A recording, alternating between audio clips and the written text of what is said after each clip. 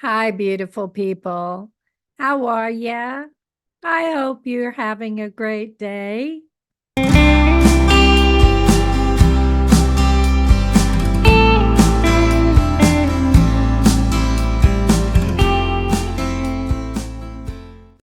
Well, Christmas is over and the new year is almost here. Can you believe it? I had a wonderful Christmas. It was just me and my husband and our two puppies, just enjoying a nice quiet day here at home.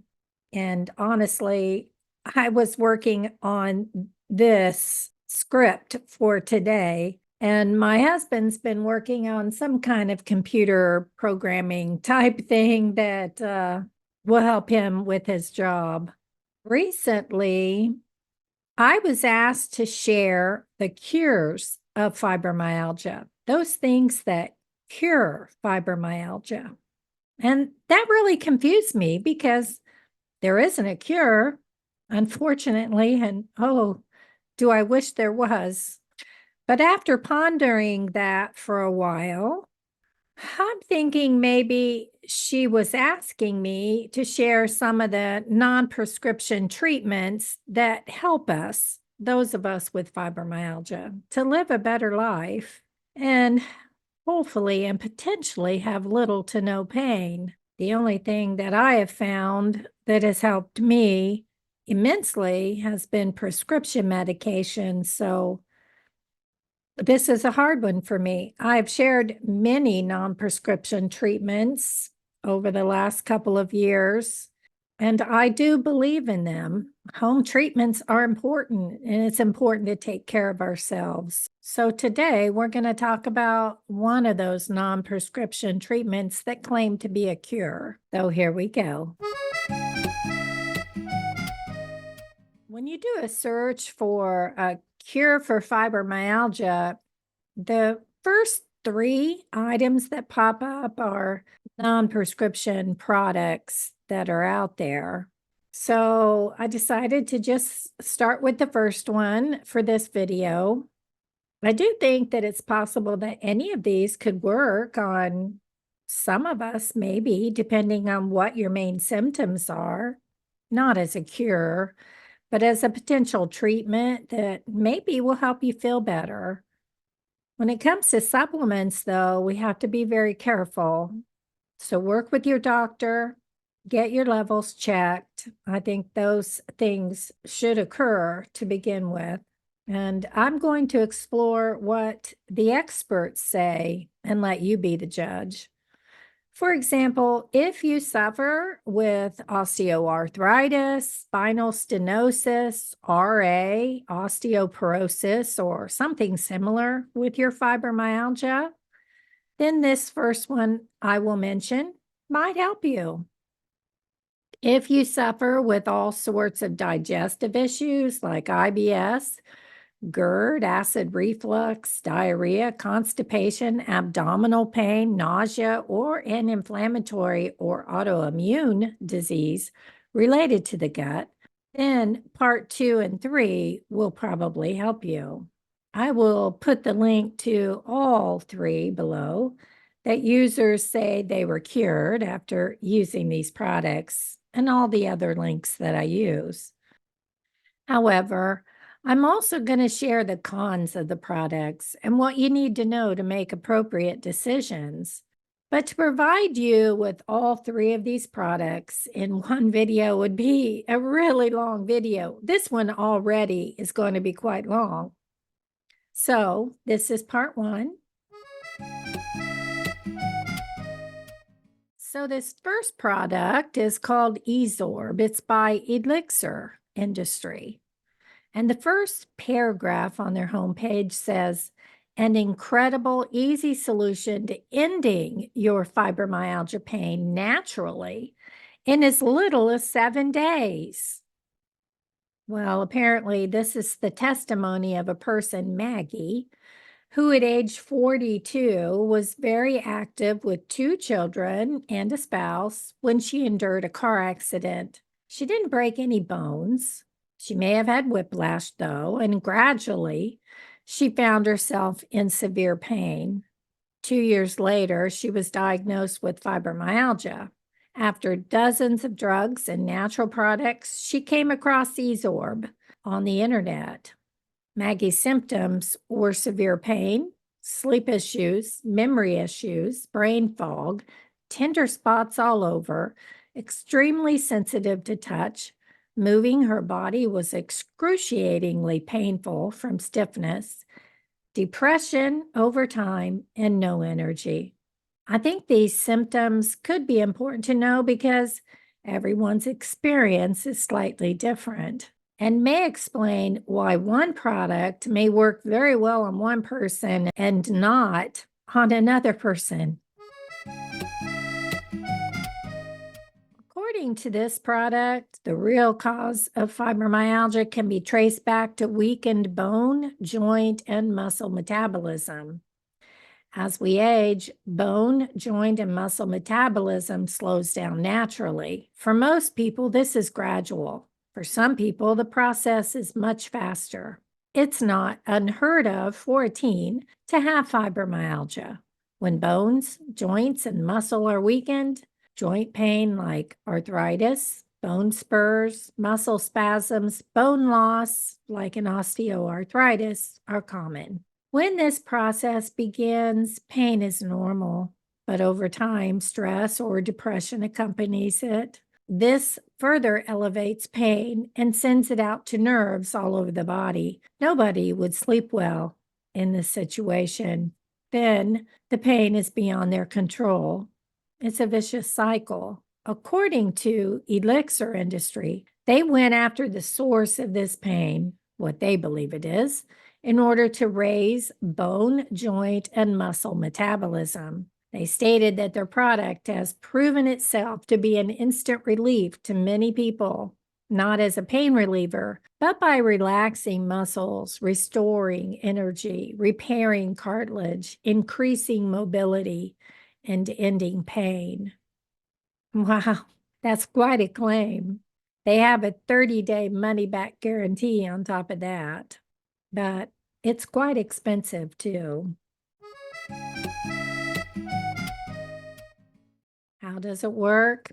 There isn't a clinical study on fibromyalgia and this product, according to a document on their website on osteoporosis. Calcium aspartate anhydrous, the ingredient in this product, increased bone mineral density at the lumbar spine by a mean, which means an average of all the numbers, of 4.07% compared to calcium citrate at 0.64%. The conclusion was that this product significantly increased bone mineral density. Calcium citrate plus vitamin D may help slow down bone loss at the hip. And according to another clinical study on their website, calcium aspartate anhydrous has a significantly higher absorption rate at 92% compared to other forms of calcium.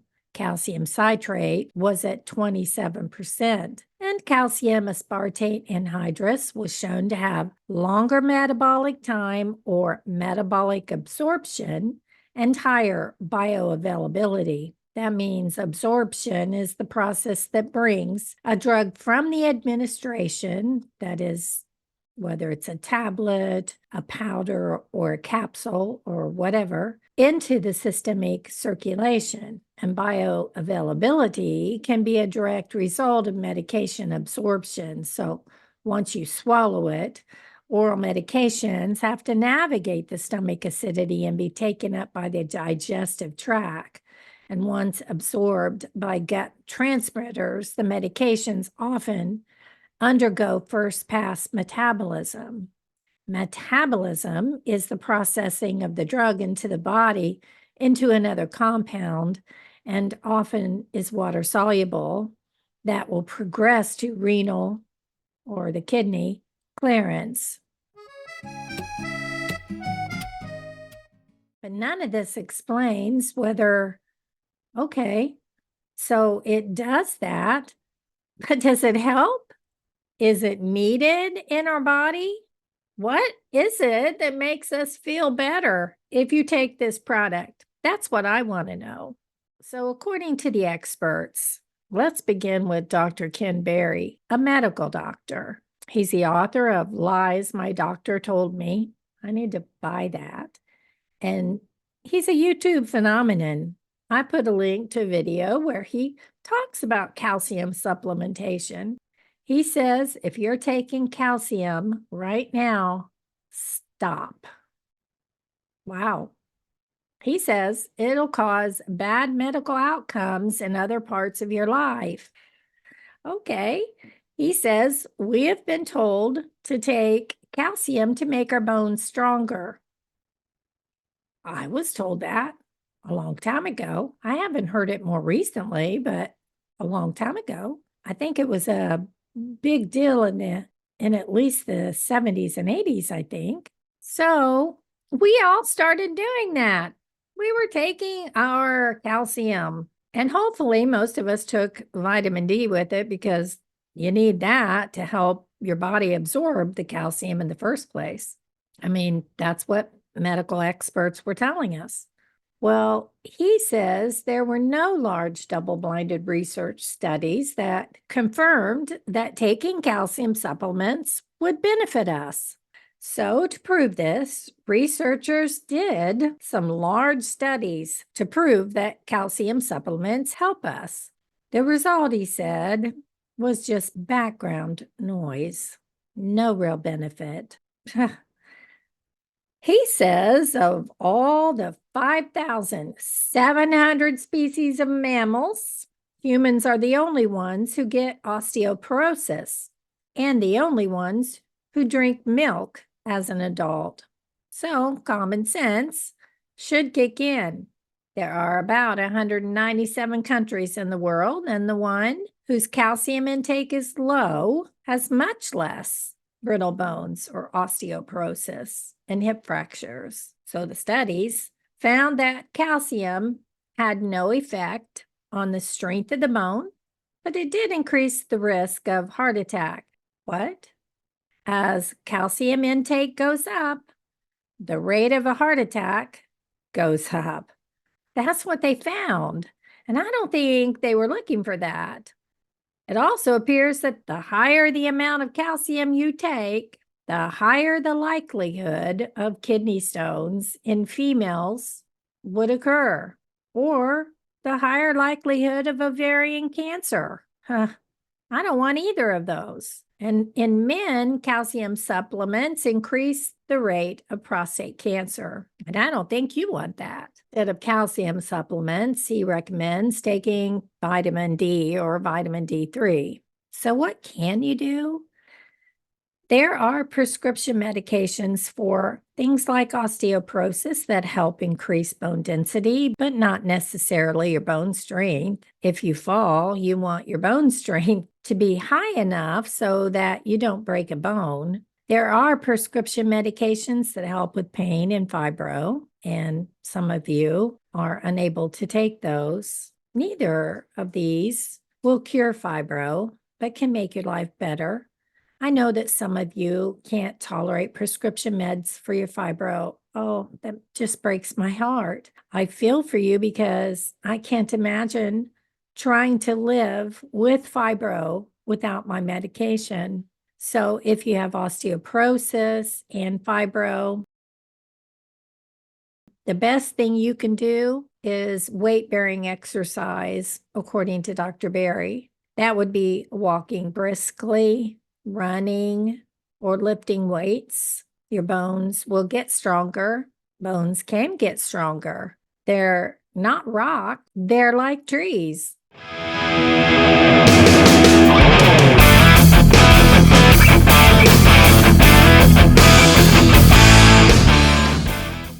This is why I talk so much about movement. When we sit for hours at a time, our bones are getting weaker. A few minutes a day, it's all it takes. That's why I like weight-bearing exercise. That's why I like aerobics that can simulate brisk walking.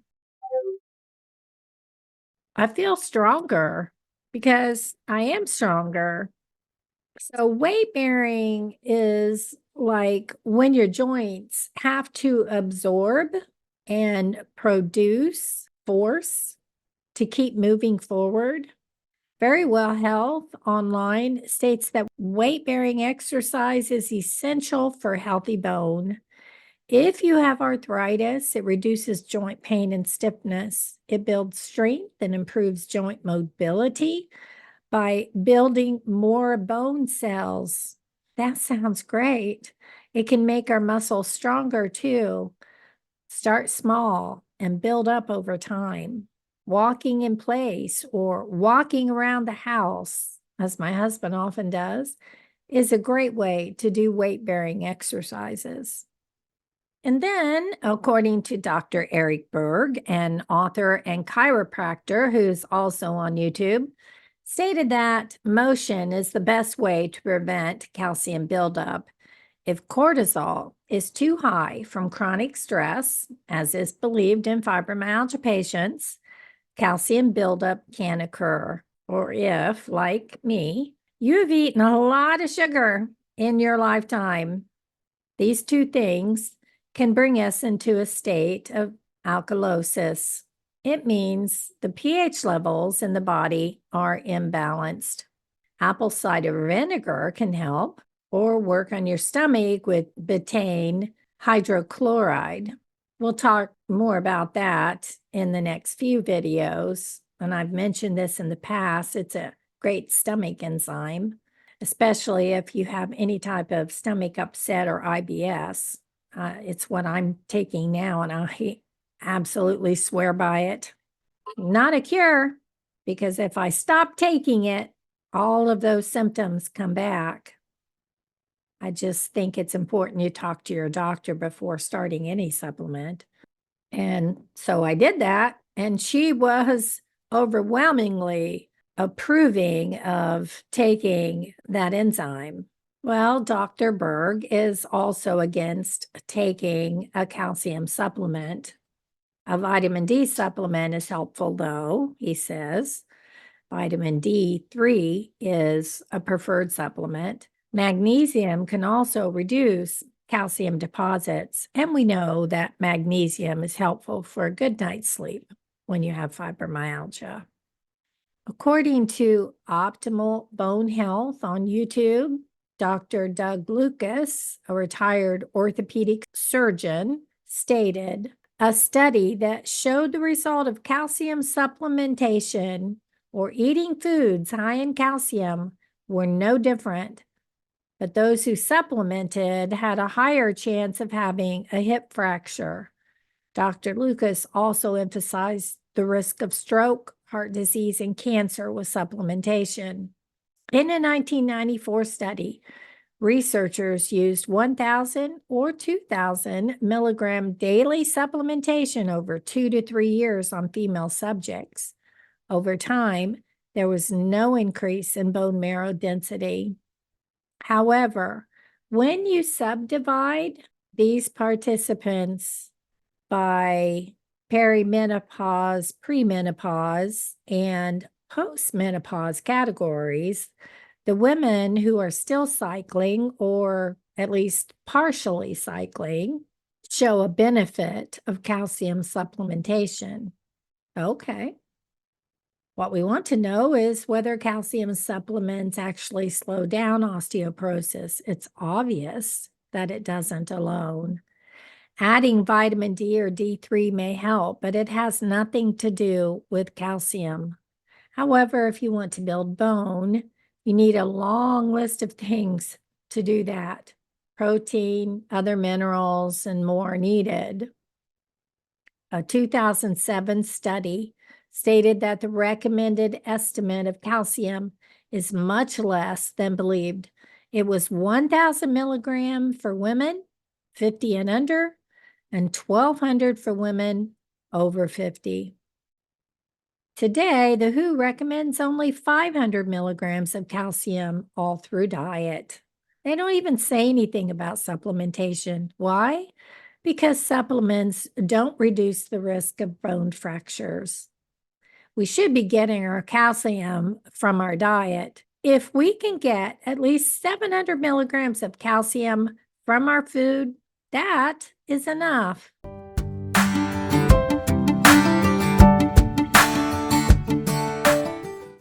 Always work with your healthcare provider. And if you want to help with absorption rates, take that D3 and magnesium with your food intake. Okay, now that we know all of that, let's take a look at fibromyalgia. So, does EZorb help fibromyalgia? According to research, blood levels of people with fibro do not have any different levels of magnesium or calcium, but more research is needed. Vitamin D, magnesium, and calcium go hand in hand. Low levels of magnesium in the blood of individuals with fibromyalgia were associated with greater levels of C-reactive protein, or CRP, in one study, a marker of inflammation, while calcium levels appeared to be correlated with values of triglycerides, a type of fat, in women with fibromyalgia. That was a 2020 study. Although magnesium and calcium may play a role in the risk of metabolic disorders in fibromyalgia and inflammation, larger and deeper studies are needed to clarify their effects on patients with fibro. I mean, anyone who is inactive, who consumes foods that are unhealthy or not good for them, eats too much sugar, and doesn't get the recommended allowance of vitamin and minerals are going to have issues, right? So I'm not convinced yet that there's an issue with calcium in the majority of us. Was Maggie so deprived of calcium that it was exactly what she needed? I don't know, but I have my doubts. I'd love to meet her, whoever Maggie is. I mean, I take magnesium for sleep and for my IBS-C, but lower levels of magnesium were found to be associated with higher levels of CRP in women with fibro. So that is interesting. And my levels have always been normal, but in the control group, low magnesium was linked to lower BMI and glucose levels. That's interesting too. As far as calcium is concerned, the reason for this video, a positive correlation was found with triglyceride values in women with fibro and to glucose in healthy women. This calcium triglyceride association could mean that high levels of calcium in patients with fibro make them more prone to high cholesterol and metabolic syndrome. Eeks, high levels of calcium. I've had issues with both high cholesterol and metabolic syndrome, so I don't know. Did I have high levels of calcium? It's possible. In my 20s, I took calcium because I had stopped drinking milk and was told, take your calcium. So I did. Is it possible I have had too much in my system? I don't know. Anyone over the age of 60 needs their calcium levels to be adequate, right? So I'd love to have my calcium levels checked. Have you ever had yours checked? That would be interesting to know. I think I'll ask my doctor at my next appointment to do that. In one study, researchers found significantly lower levels of calcium, magnesium, iron, and manganese in the hair samples of patients with fibro. Wow. But serum and urine samples weren't taken, and I think that would have been a necessary thing. In another study in 2020, no significant differences in quantities of serum, magnesium, calcium, CRP, ultrasensitive, total cholesterol, LDL, HDL, triglycerides, or glycemia were found in any of the groups. So I don't know, y'all. Maybe, just maybe, there isn't anything to the idea that calcium is our healer. I would think that if it was, we'd all know about it and be taking it, right? Supplementation is very common among people with fibro. 73% of us are using supplements, and 61% started after the onset of the disease. One thing for sure is that we hope to be taking the right things we need that will help us. Vitamin D or D3, according to research, 40% of us are deficient. I'm getting there.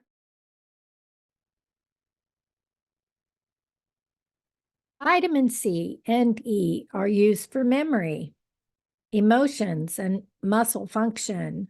Magnesium is one of the most frequently used supplements for fibro. Large doses of magnesium can lower pain, is essential for energy production, prevents dysrhythmias, regulates blood pressure, reduces muscle spasms, avoids insulin resistance, and for bone homeostasis. I often wonder if I was low in this needed mineral before I started taking it. If you get too much of this wonderful mineral, though, you're going to have diarrhea and stomach cramps. Iron supplements and probiotics are also common in people with fibromyalgia. It's also known that some supplements help with reducing muscle spasms. Apparently, calcium, vitamin D, and magnesium, among others, help. But there isn't any evidence that these supplements help people with fibro. All the more reason to eat healthy and get what we need from our food. So what do you think? This is why I dislike advertisers who state that someone was cured or this is the cure. I think before you start a supplement that could have a bad reaction to your health, get those levels checked and make sure it's safe to use. I'm not finished with this topic yet. We're moving on to another so-called cure, but we'll see where that takes us. So I hope you learned something. I send you gentle hugs and support.